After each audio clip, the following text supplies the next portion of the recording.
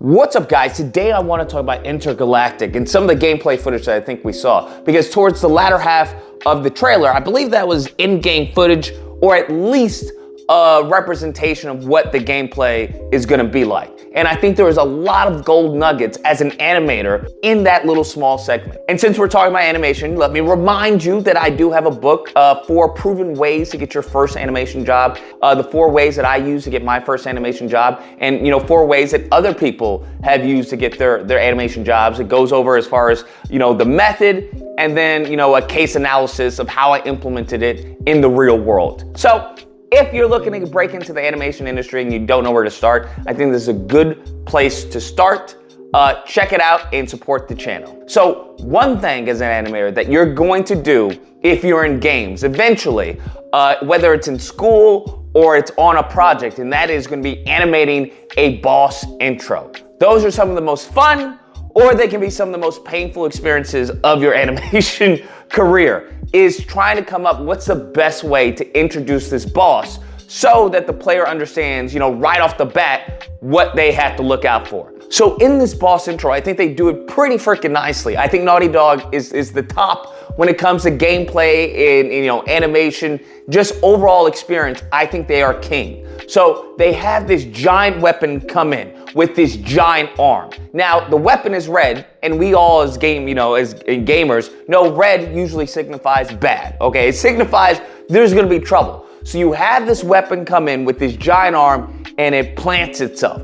Then you have this behemoth of a creature, and all the overlap and the settle really sells its weight, because when it goes to settle, you see all this movement of the body parts and the mech, machinery and stuff that's going on, and showing its size and how, slow it may be. But then the contrast with that, it gives the player a understanding of its mobility. Because I'm thinking when I saw this, like, okay, we're gonna see, some big behemoth that we have to fight, and that's it. But then we start to see its leg, and I don't know if people caught this, but like I said, as an animator, you gotta be, keen to these things. You see this leg, and it takes about 18 frames for the kneecap to come into frame, right? 18 frames to get in, but it only takes about 4 frames to get out of frame. So you have it coming up, and then bam. Now, if we juxtapose this with how everything else is moving, it appears to me that it's got some mobility. It may be slow up top, but it's hauling butt on the bottom. In addition to that, there's also a small little gesture that it does that I thought was just delicious. And that is, it goes from using the sword as a crutch to get up, right? Bam. And then it goes slowly into using it as a weapon. It goes from crutch to combat. And it does that with that subtle with the hand of like, okay, now I'm gonna use this as a weapon.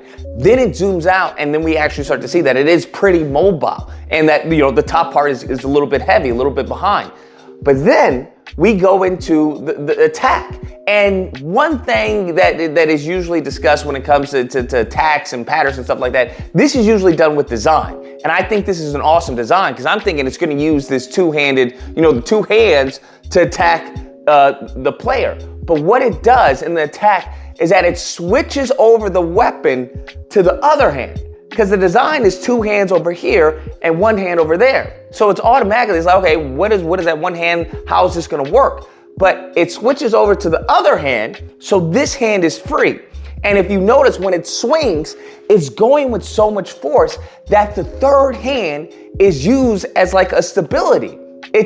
I'm like, what? And I thought that was a genius way of animating the character, because I'm thinking to myself, okay, this is pretty straightforward. We're gonna have him use the 2 hands, attack, and then maybe punch with the 3rd hand, or do a sweeping motion with the 3rd hand. But to switch it over with the other one, I was like, okay, that's a nice way to get some variation, some visual variation in the animation, so it's not so mundane. And I thought all of that put together in that little small segment, there's so much information that it's really something great, and I think Naughty Dog does the best at this. Now, of course, swaying our attention to the main protagonist, I think we have a clear silhouette. I think the poses, it's funny because you remember the pose I was talking about with the Conan in Mortal Kombat 1, where I was like, yo, they need to really push that pose because it's really stiff. You're going from straight to slightly, less straight. This is exactly what I'm talking about. We go from like, honestly, it's a comic book pose. It's such a clear silhouette because she's running, she runs and then jumps up and she hits this amazing like comic book pose. And then it goes to an even bigger, stronger exaggeration and then bam. And it's all of that. There's really about, I would say what, maybe 3 poses, right? So you have the takeoff, you have in flight, in action, then you have the extreme of that, then you have the attack. And it's just really well done. That's why poses are so important, especially in video games, because the poses are what's gonna sell your animation. The poses are what's gonna sell the attack. The poses are what's gonna sell the hit reaction, or everything about the game. It's going to be sold on that pose, and you're gonna have a hit stop, right? Where it settles on that pose to sell the, the impact of the hit. So if your pose is bad, bruh, that in some cases can destroy a game. But as we can see with Naughty Dog, bro, what are we talking about? This is solid. This is solid. Because even with the weapon, you get everything you need to know about the weapon by her holding it with one hand. If it was 2 hands, obviously you would think it's some weight. But now her holding it with one hand, hitting a button, you get this little blade that comes out. And it's like, okay, this seems like it's gonna be used like a lightsaber. That's what it seems like. It's gonna be used like a lightsaber or some type of machete, given how she uses 2 hands to go up and then go down with it. So I think that little segment is really great. Really great stuff there from an animation perspective. Just even how she leans into the run. All of that is really great. It's also showing us that maybe we can use the environment to, enhance our combat, to maybe jump off a wall and then do an attack.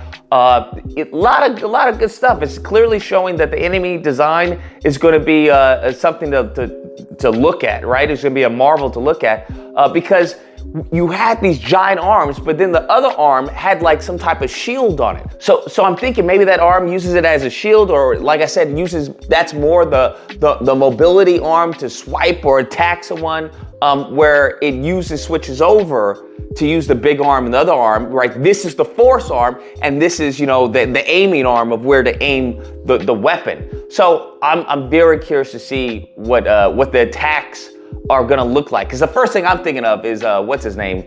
From Star Wars, right? Where he has all the arms. I'm like, okay, it's gonna move like this. It didn't look like that. So nevertheless, that's my take on it. I hope you guys enjoy the video. Let me know what you guys think, whether or not you're excited for the game, whether or not you thought the animation was good, poor. I'm curious. From my perspective, I think it's gonna be clean, bro. I think it's gonna be clean.